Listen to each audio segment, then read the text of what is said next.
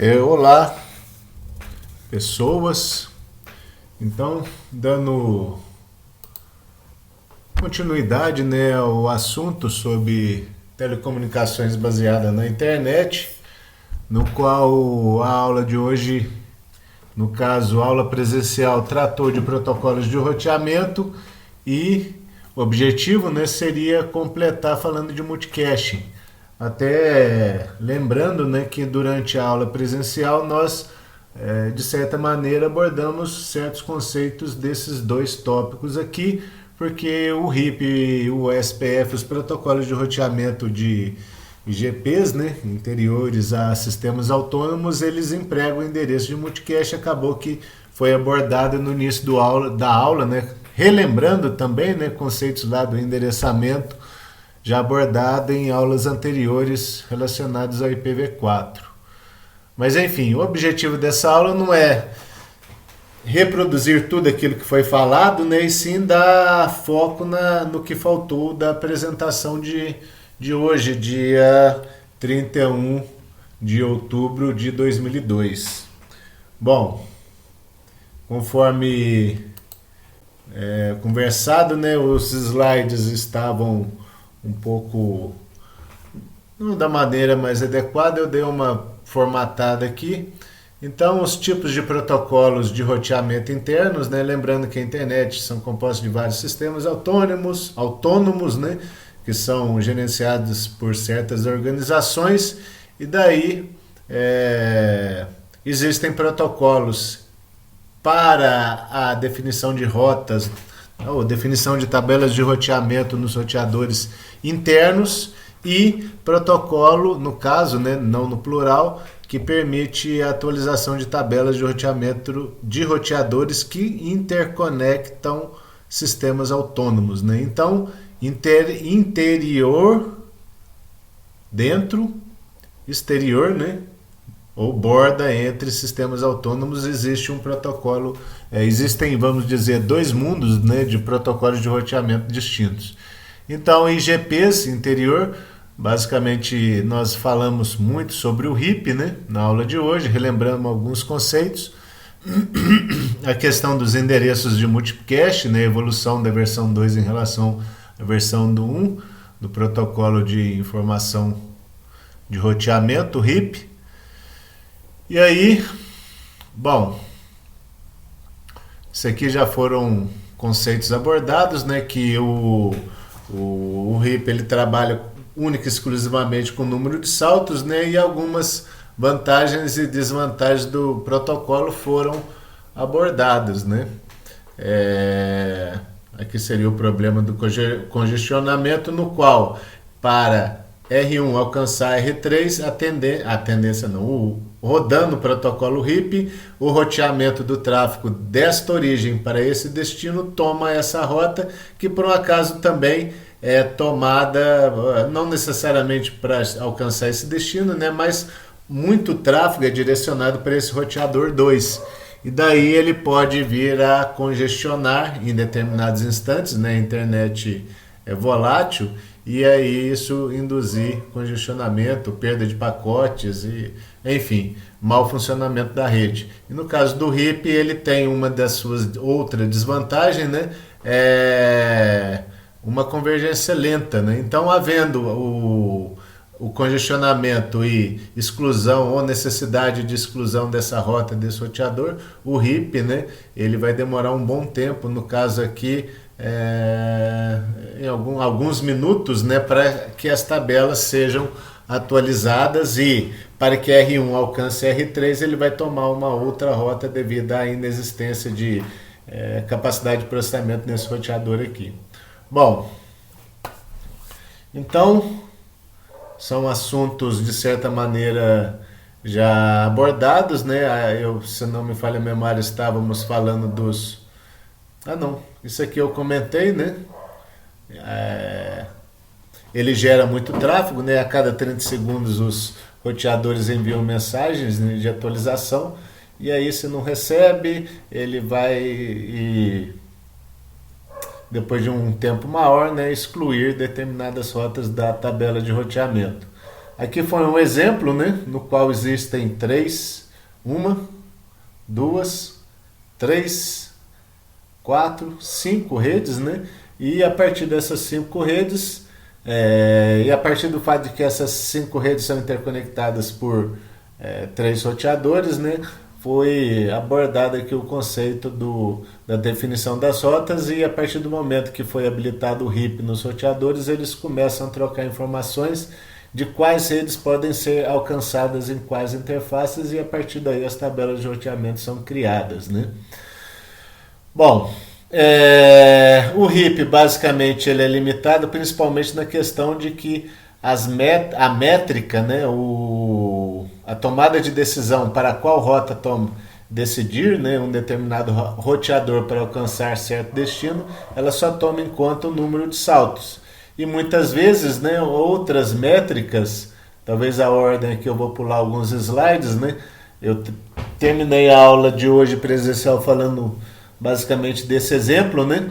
Se fosse um RIP para sair de R5 e alcançar R1, ou para ser alcançada a rede 10.1.1.1 a partir deste roteador aqui, o RIP tomaria a decisão por esse caminho, pois 1, 2, 3 saltos é menor do que 1, 2, 3, 4 saltos. Porém, devido a estratégias aí de rede, né, pode ser que seja por funções de segurança, o firewalls aqui implementado no R3, ou por questões de direcionar o tráfego por essa rota devido à maior disponibilidade e largura de banda, né, taxa de transmissão. Enfim, o protocolo SPF permite que o tráfego tome outros caminhos a partir da configuração de métricas relacionada ao custo de cada rota, e não somente a questão do número de saltos como empregado no RIP, né? Lembrando também, né, que o RIP foi originado da ARPANET numa época em que capacidade de processamento e muito, de certa maneira, diversidade de tráfego ainda não... diversidade e volume de tráfego ainda não eram limitantes, ou não existia tanto tráfego quanto se tem hoje, né? Mais recentemente com a evolução da internet. E daí, devido às limitações do RIP, né, foi isso lá atrás, né, em 1998, se não me falha a memória, 1988, perdão, e aí se tornou um padrão, né, o SPF lá em 1990, que também reforçando um protocolo de roteamento interno a sistemas autônomos. Então essa frase aqui é muito relacionado à questão de ser open, né, aberto. Então o SPF ou o protocolo idealizado pela IETF não deveria ser exclusivo de um fabricante ou derivado de uma solução exclusiva, né? Ele deveria ser um acordo entre vários, de forma, e aí a partir desse acordo ele se tornar aberto, né? Qualquer um que a documentação, né, literatura especializada, qualquer desenvolvedor poderia ter acesso à definição do protocolo, né, o SPF. Então, no caso aqui, ele tenta descobrir o caminho mais curto primeiro. Primeiro deve descobrir o caminho mais curto, né, entre dois roteadores, né, origem e destino.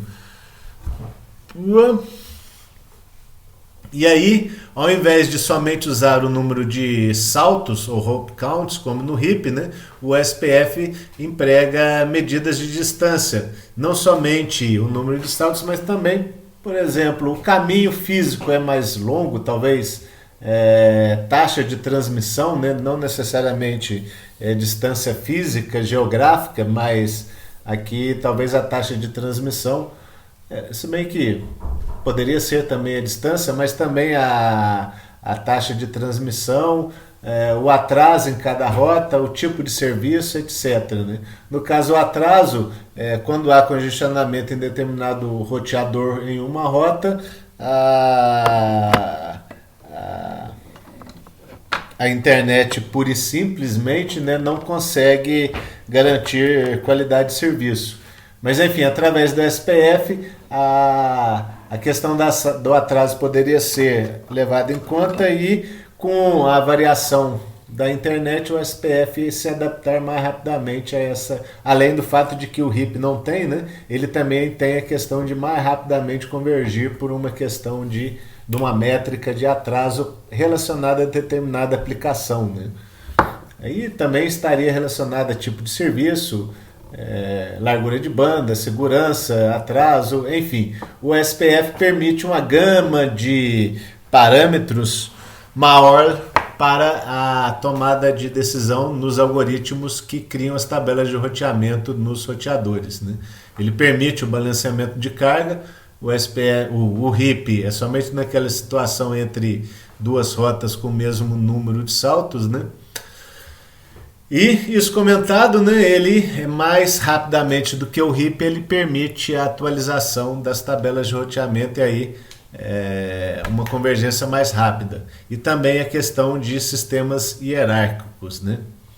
Além disso, foi implementado também alguma segurança quanto à confiabilidade das mensagens trocadas em relação ao RIP. Lá na aula presencial nós falamos que existiam duas mensagens, né? Recordando aqui, a mensagem pode ser uma requisição ou uma resposta. Já no SPF, ele permite... Opa, passei. Ele implementa, né? 2, 4, 5 mensagens aí. Hello, seria para se anunciar para os seus vizinhos, né? Um roteador envia uma mensagem hello em todas as suas interfaces, uma mensagem de atualização do estado do enlace, os custos, né, do transmissor e seus vizinhos, um reconhecimento de uma determinada mensagem de atualização, né? Lá no RIP, esse reconhecimento, de certa maneira, ele depende do timer. Cadê o timer? Opa. Não estou achando. Aqui, né? Do timer seria RIP Invalid Timer. Somente após 180 segundos, aí dá aproximadamente 3 minutos, é que se tomaria o conhecimento de que alguma rota não está acessível devido ao a não atualização periódica aqui empregada por default, né, a cada 30 segundos. Mas enfim, caso uma mensagem de link state update seja enviada e o acknowledge, o reconhecimento não recebido, alguma coisa deve estar errada, né? Descrição da base de dados, anuncia quais são as atualizações, né, do transmissor, no caso de um link state update. E também pode ser quando um determinado roteador requisita, né, o estado dos enlaces, né, solicitado aos seus, envia para todas as interfaces, né, informações de seus vizinhos. Bom,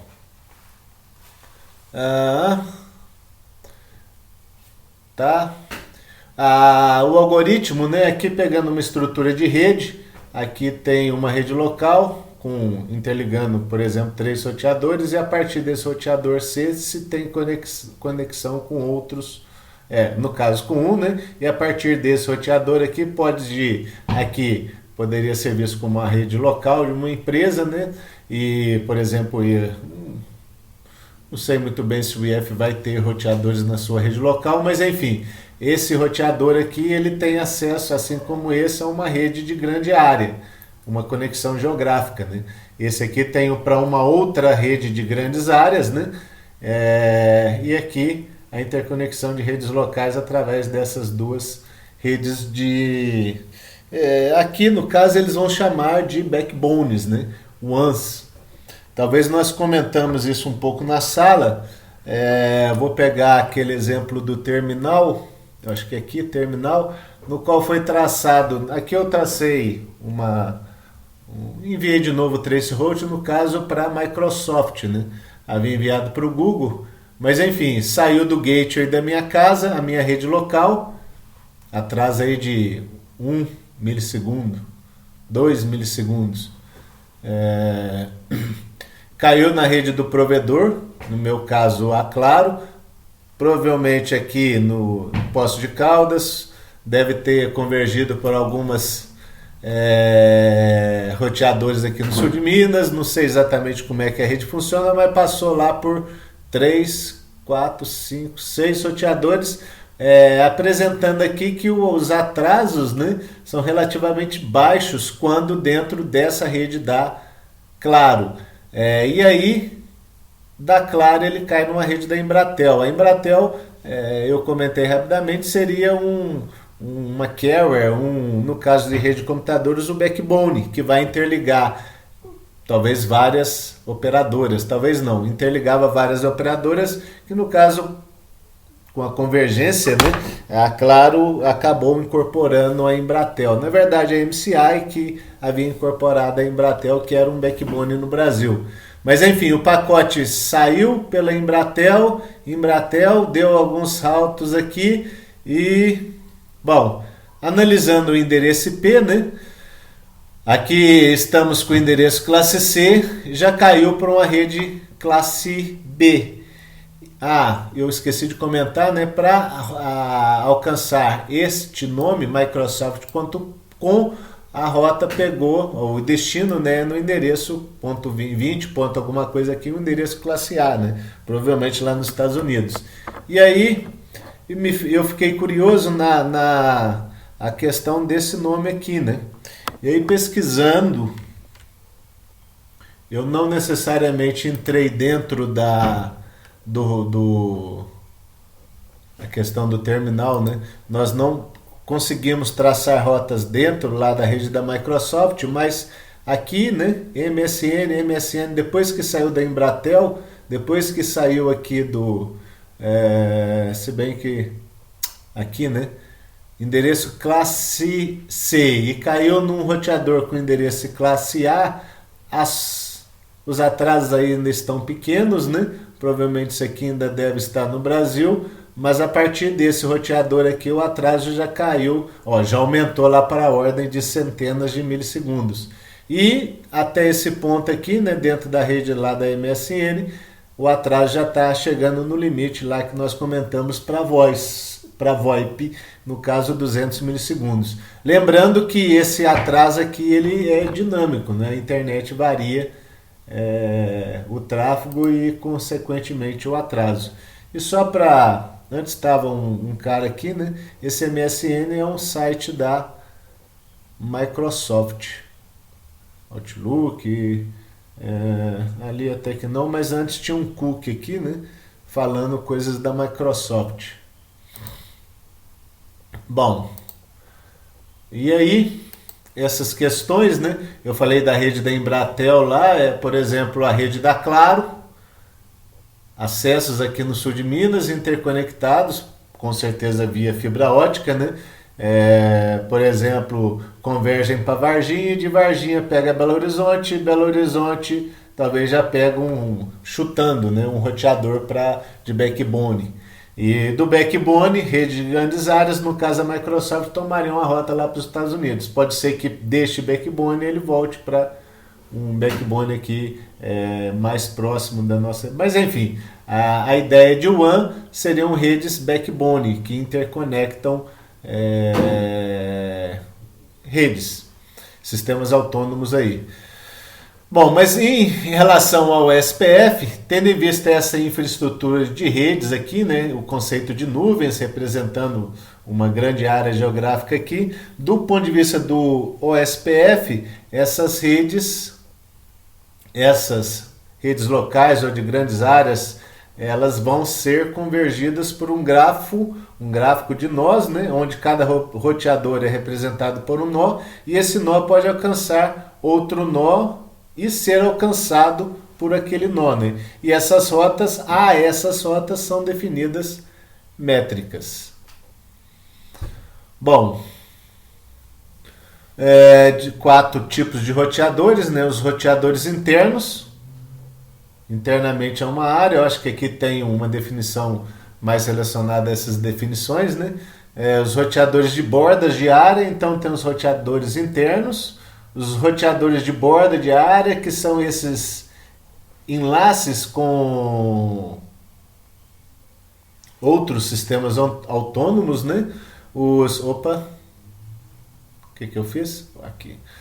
Os roteadores do backbone, no caso, nessa estrutura aqui seriam os WANs, né, por exemplo. Então é uma rede que interconecta redes, que interconecta sistemas autônomos, e os roteadores de fronteira do sistema autônomo, né, que seriam esses roteadores que fazem conexões com outros, no caso, de fronteira do sistema autônomo, tendo em vista que aqui, né, é um sistema autônomo, mas eu tenho uma determinada área, um backbone daquele sistema autônomo, e a interconexão entre esses backbones é realizada através de um backbone externo, né? E esses roteadores são os roteadores de fronteira. Os tipos de mensagens, né?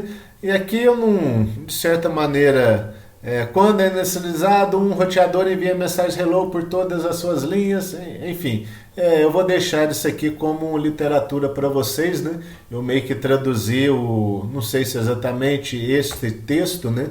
Mas uma das formatações que eu prometi para vocês é uma maior tradução do texto que eu havia apresentado na aula. Bom, e-mail periodicamente, o link é o state update, e aqui é o exemplo que foi comentado, né? Lembrando que aqui seria, se vocês acessarem nesse endereço, né, vai dar aquela questão de um exemplo de configuração. E eu apresentei isso para vocês para mostrar aqui a complexidade, basicamente um roteador que só tem a conexão com uma rede local e com outro roteador, né? E esse aqui que faz uma conexão com outras redes. Eu tenho aqui 1, 2, 3, 4, 5, ou no pior caso aqui 6 linhas de comando, né? Enquanto que na configuração do OSPF o volume de informações a ser configurado em cada roteador é muito maior. Então, eu até esqueci de comentar, né? Isso aqui é um exemplo lá retirado do fabricante Cisco. Aqui seria um outro exemplo também relacionado, né? É dentro da documentação lá da Juniper, que é outro fabricante de roteadores aí para a internet, né? E no caso aqui, lendo a string do nome, né? Do endereço lá, do ponteiro para onde tem essa informação, configurando o SPF, Route Control, né? Aqui seria suporte, né? Dentro da Cisco tem a questão de suporte nos documentos, IP, dentro do IP, o Open Short Path Trace OSPF, e aí configure o OSPF, né? Seria o exemplo de configuração, e aí no caso ele dá um exemplo dessa rede aqui, aquela situação específica lá que foi comentado, né? Forçar o tráfego a passar por essa rota e não necessariamente pelo caminho mais curto em termos de número de saltos. Bom, eu acho que eu estou estendendo bastante, né? Aqui tem uma tabela que compara os protocolos de roteamento internos, né? Interior Gateway Protocol. Enfim, a referência, né? No caso, outro fabricante relacionado à internet aí, que é a IBM. Terminology Interior Gateway Protocols, dentro do site da IBM tem esse conteúdo que aborda o assunto, né? E no caso eu retirei essa tabela lá dessa fonte de informação. E aí, pensando em trabalhos, né? A questão da atividade ser, como é que eu posso dizer, avaliada, né? Em termos de exercícios, eu até pretendo fazer uma proposta, eu vou colocar lá no Classroom. Um dos temas, uma sugestão seria esse site aqui lá da UFRJ. Na verdade, esse conteúdo dentro do site lá do servidor da UFRJ, né? Há uma comparação entre o RIP e o SPF. Então, como tema de trabalho, e para finalizar essa primeira aula, né, é, vou terminar essa apresentação por aqui. Se bem que, na verdade, eu acho que eu vou falar do BGP, se bem que não. Eu acho que eu vou terminar essa apresentação por aqui, porque acredito que esta aula já está aí com 25 minutos, né? Está ficando muito extensa para dar uma pausa e vocês também no conteúdo apresentado, eu encerro esse conteúdo sobre IGPs neste instante.